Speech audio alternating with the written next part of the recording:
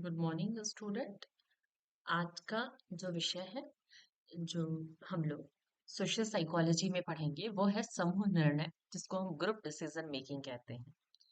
Group chapter जो unit 3 का है, आप लोगों को पढ़ना है। उसमें आपने ग्रुप पढ़ा, ग्रुप डायनामिक्स पढ़ा, और इसका जो है, इसके बाद से आप लोगों को ग्रुप डिसीजन मेकिंग पढ़ना है, समूह निर्णय। निर्णय जैसा कि बातों से समझ में आ रहा है कि किस प्रकार हम किसी नतीजे पे पहुंचते हैं जब हम एक समूह में रहते हैं। समूह का अर्थ जो सभी को मालूम है, जिसमें दो या दो से अधिक लोग रहते हैं, और उन ग्रुप का या समूह का एक कॉमन यानी एक सामान्य लक्ष्य होता है, और उस लक्ष्य के लिए हम सब इकट्ठा होते हैं और उस लक्ष्य की प्राप्ति के लिए निरंतर प्रयास करते रहते हैं। समूह निर्णय। समूह निर्णय का अर्थ है कि एक समूह या समूह के सदस्यों द्वारा संयुक्त रूप से एक निर्णय लिया जाता है। यह निर्णय किसी विशिष्ट समस्या, कार्य या परिस्थिति के समाधान के लिए किया जाता है। जैसे फॉर एग्जाम्पल, कि आप किसी ग्रुप में कार्य कर रहे हो, किसी ऑर्गेनाइजेशन में कार्य करते हो, तो उस ऑर्गेनाइजेशन में जो निर्णय होते हैं, उसमें समूह के सभी सदस्य मिलजुल के कार्य करते हैं। और जब ऐसा कोई वक्त होता है जब हमें किसी स्पेसिफिक निर्णय पे पहुंचना होता है या कोई समस्या का समाधान नहीं मिलता है, तो किस हिसाब से उस परिस्थिति में हम डिसीजन मेकिंग लेते हैं, उसी चीज को आपको पढ़ना है। तो समूह निर्णय का अर्थ होता है एक समूह के सदस्यों के द्वारा एक जो सामान्य रूप से एक निर्णय लिया जाता है, कि जो कि समूह के सभी सदस्यों द्वारा मान्य होता है। समस्याएं आती रहती हैं, और जब समस्या आती रहती है तो उसका समाधान के लिए समूह के सभी सदस्य एक साथ एकत्रित करके, इसमें अलग अलग विधियां भी हो सकती हैं कि किस हिसाब से हम कौन सा मेथड अपना के हम समस्या का समाधान करें। निर्णय लेने की प्रक्रिया कैसे? निर्णय लेने की प्रक्रिया के बारे में, या हम कह सकते हैं कि what are the process of decision making. तो बहुत से स्टेप्स होते हैं या बहुत से चरण होते हैं। तो उसमें सबसे पहला चरण होता है उद्देश्यों का निर्धारण। समूह निर्णय करते समय सबसे पहले हमें ये देखना होता है कि हमारा उद्देश्य क्या है, हमें किस उद्देश्य की प्राप्ति के लिए निर्णय लेना है। ठीक है। दूसरा होता है समस्या की व्याख्या करना। दूसरा जो चरण होता है निर्णय लेने में, हमें ये देखना होता है कि समस्या क्या है, समस्या का समाधान के लिए क्या क्या रास्ते हैं। एक समस्या है, उसके समाधान के लिए बहुत सा समाधान हो सकता है, लेकिन कौन सा समाधान होगा जिससे ग्रुप का यानी कि समूह का कल्याण। तो उन उसके लिए हमें क्या करना होता है, पहले समस्या की व्याख्या करनी होती है। दूसरी बात, हमें समस्या का विश्लेषण करना होता है। हमें ये देखना होता है कि समस्या का संबंध किस पक्ष से है और कौन सा पक्ष ज्यादा मजबूत है। तो इस चरण के अंतर्गत हम समस्या का विश्लेषण करते हैं। इसके पश्चात, समस्या का विश्लेषण करने के पश्चात, हम ये देखते हैं कि समस्या का क्या क्या वैकल्पिक समाधान हो सकता है। फॉर एग्जाम्पल, कि मान लीजिए कि एक ऑर्गेनाइजेशन है, ऑर्गेनाइजेशन एक संगठन में आप कार्य कर रहे हो, ठीक है। और पर मंथ जो उत्पादकता होती है, उस उत्पादकता का कुल लाभ जो कंपनी को मिलता है, वो 50 लाख रुपए होता है। लेकिन अचानक से ये जो लाभ होता है, 50 लाख से कम होकर 40 लाख हो जाता है। तो ये समस्या है, ये आपका उद्देश्य है। अब उद्देश्य में आपकी समस्या क्या है, कि इसका जो लाभ हो रहा है, कंपनी को मिलने वाला जो लाभ है, वो बहुत कम है, होता चला जा रहा है। तो ये समस्या की व्याख्या हो गई। समस्या का विश्लेषण, कि लाभ ही कम हो रहा है, या उत्पादकता की भी कम हो रही है, या जो उत्पादकता हो रही है उसकी क्वालिटी कम है। तो अब इसका समाधान हम कैसे कर सकते हैं? तो बहुत से वैकल्पिक समाधान हमारे सामने आ सकते हैं। फॉर एग्जांपल, अगर मान लीजिए कि कंपनी का जो लाभ था 50 से घट के 40 हो गई है, तो उसका समाधान क्या हो सकता है? समाधान में के लिए हम ये कर सकते हैं कि हम किसी एक्सपर्ट, बाहर के एक्सपर्ट को बुला लें, हम रॉ मटेरियल की चेकिंग कर लें, जो एम्प्लॉइज हैं वो सही तरीके से कार्य कर रहे हैं या नहीं। तो बहुत से अल्टरनेटिव हो सकते हैं कि समस्या का समाधान हो सकता है, तो बहुत से अल्टरनेटिव पे हम विचार करते हैं, देन हम विकल्पों की छटनी करते हैं। मतलब मान लीजिए कि हमारे पास 10 अल्टरनेटिव है, तो उसको धीरे धीरे कर कम करके हम 2 या 3 अल्टरनेटिव पे पहुंचते हैं। देन निर्णयों का क्रियान्वयन, निर्णय जब हम उस छटनी करते करते जब हमारे पास केवल एक विकल्प होते हैं, तब हम निर्णय पे पहुंचते हैं कि नहीं, फॉर एग्जाम्पल कि हमारी उत्पादकता शायद इस वजह से कम हो रही है कि जो न्यू प्रोडक्ट मार्केट में आया है उस कंपनी के अलावा उस कंपनी के द्वारा जो प्रोडक्ट अभी तक इस्तेमाल किया जाता था वो मार्केट में, मतलब समझिए उसकी मोनोपोली थी कि एक या दो कंपनी ही उस तरह का प्रोडक्ट बनाते थे, लेकिन मार्केट में अब नया कंपटीशन आ गई। बहुत सी ऐसी कंपनी है जो उसी तरह का आइटम या प्रोडक्ट बनाती है। तो ऐसे स्थिति में हम किसी निर्णय पे पहुंचते हैं कि नहीं, हमें अपनी प्रोडक्ट की क्वालिटी बेटर करनी है। तो ये निर्णय का हम क्रियान्वयन करने की कोशिश करते हैं कि हम बेटर रॉ मटेरियल यूज करेंगे, उस पे अच्छे से अच्छे एम्प्लॉयज को लगाएंगे उस पे काम करने के लिए कि हमारा प्रोडक्ट बहुत अच्छा हो। और उसके पश्चात जो बाद वाला स्टेप होता है वो प्रतिपुष्टि या फीडबैक का होता है। उसके बाद से हम फीडबैक प्राप्त करते हैं मार्केट के अंदर जाकर। तो ये है निर्णय लेने की प्रक्रिया के चरण, जिसमें सबसे पहला है कि हमें उद्देश्य का निर्धारण करना होता है कि हमारा पर्पस क्या है। दूसरी बात है कि समस्या की व्याख्या करना, एक्सप्लेनेशन ऑफ प्रॉब्लम, हमें प्रॉब्लम की व्याख्या करनी होती है। तीसरा स्टेप होता है कि हमें विश्लेषण करना यानी एनालिसिस करनी होती है।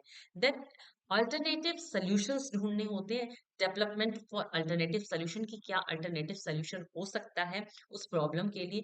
देन हम क्या करते हैं, स्क्रीनिंग ऑफ अल्टरनेटिव्स करते, स्क्रीन आउट करते हैं कि किस ऑप्शन को रखें किस ऑप्शन को नहीं रखें। उसके बाद हम किसी निर्णय पे पहुंचते हैं। देन उसका फिर से हम फीडबैक प्राप्त करने की कोशिश करते हैं। तो ये निर्णय लेने की एक तरह सा प्रक्रिया।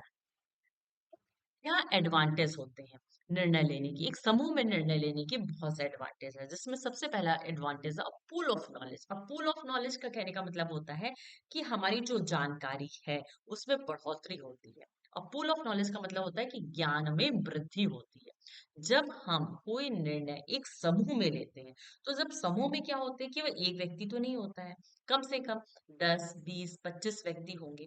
तो जब कोई समस्या आएगी तो सब अपने अपना सलूशन उसमें देंगे। तो एक तरीके से हमारा जो एरिया होगा सोचने का किसी भी समस्या को लेने का वो अपने आप बड़ा होता चला जाएगा। तो जो निर्णय लिया जाएगा उसमें मतलब बहुत सी क्वालिटी उसमें इंप्रूव होगी जिससे हमारा नॉलेज बढ़ता है। दूसरा एक्सेप्टेंस, एक्सेप्टेंस का मतलब स्वीकृति।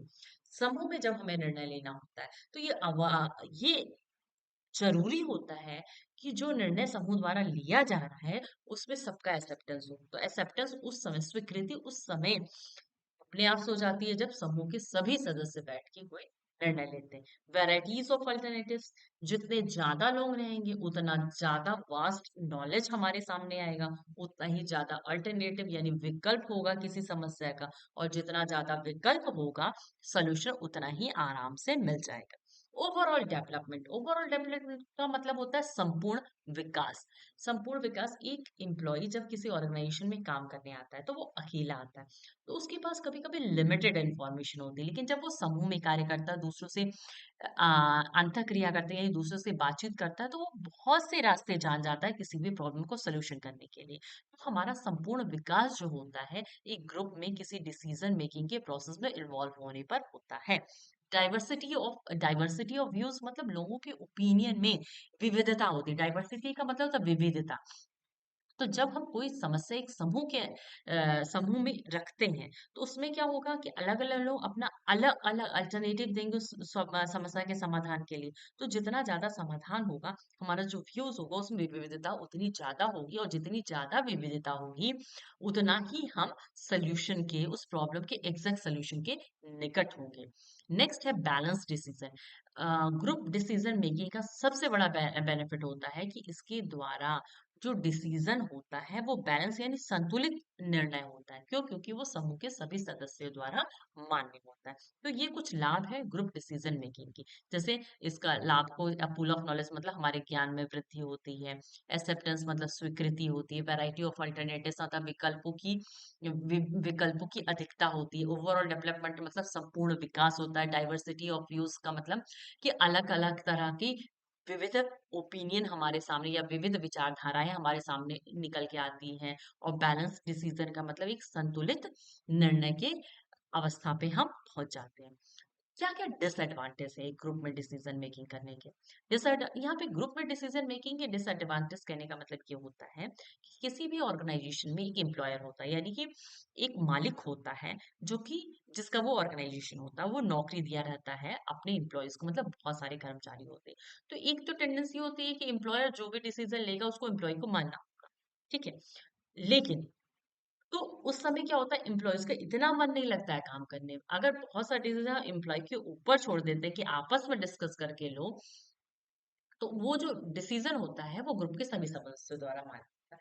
तो एक ग्रुप में अगर डिसीजन लिया जाए तो उसके क्या नकारात्मक प्रभाव हो सकते हैं या क्या अवगुण हो सकता है, क्या दोष हो सकता है, उसके बारे में चर्चा कर ले। ग्रुप डिसीजन मेकिंग का सबसे बड़ा दोष ये है डोमिनेंस।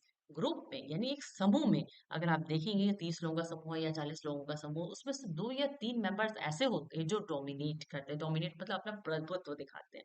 तो वो जो है टोटल निर्णय लेने की प्रक्रिया को प्रभावित करते हैं। कहीं ना कहीं निर्णय जो है वो 2 लोगों के ऊपर डिपेंड करता है। इसी कारण कभी कभी ग्रुप में जो निर्णय होता है, कहा तो जाता है कि वो ग्रुप के सभी सदस्यों द्वारा लिया गया, परंतु उसमें जो प्रभाव होता है उस प्रभुत्व वाले व्यक्ति का ज्यादा होता है। तो ये सबसे बड़ा दोष है। दूसरा दोष है कॉन्फ्लिक्ट।